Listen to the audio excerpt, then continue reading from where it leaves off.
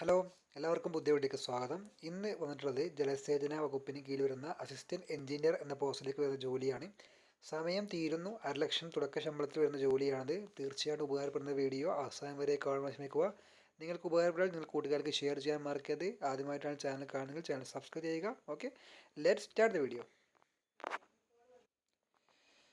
അപ്പോൾ ഫ്രണ്ട്സ്, ജലസേചന വകുപ്പിൽ ജോലി നേടാൻ അവസരം അസിസ്റ്റന്റ് എഞ്ചിനീയർ സിവിൽ മേഖലയിലേക്കാണ് പുതിയ റിക്രൂട്ട്മെന്റ്. കേരളത്തിലുടനീളം പ്രതീക്ഷിത ഒഴിവുകളാണ് വന്നിട്ടുള്ളത്. താല്പര്യമുള്ളവർ കേരള PSC വെബ്സൈറ്റ് സന്ദർശിച്ച് ഓൺലൈനായിട്ട് അപേക്ഷ നൽകാം. തസ്തികയും ഒഴിവുകൾ നോക്കാം. ഇറിഗേഷൻ ഡിപ്പാർട്ട്മെന്റിൽ അസിസ്റ്റന്റ് എഞ്ചിനീയർ സിവിൽ റിക്രൂട്ട്മെന്റ് ആണ്.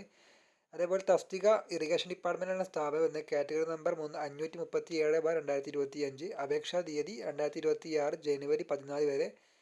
ശമ്പളം തിരഞ്ഞെടുക്കപ്പെടുന്നവർക്ക് പ്രതിമാസം 55,200 രൂപ മുതൽ 1,15,300 രൂപ വരെ ശമ്പളം ലഭിക്കുന്ന ജോലിയാണിത്.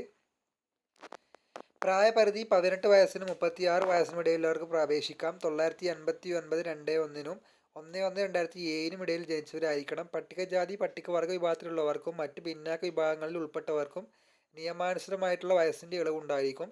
യോഗ്യതകൾ കേരളത്തിലെ ഏതെങ്കിലും സർവകലാശാലയിൽ നിന്നും നേടിയിട്ടുള്ള സിവിൽ എഞ്ചിനീയറിംഗിലുള്ള ബിരുദമാണ്. അല്ലെങ്കിൽ തത്തുല്യമായിട്ട് അംഗീകരിച്ചിട്ടുള്ള മറ്റ് ഏതെങ്കിലും യോഗ്യത മതിയാകും.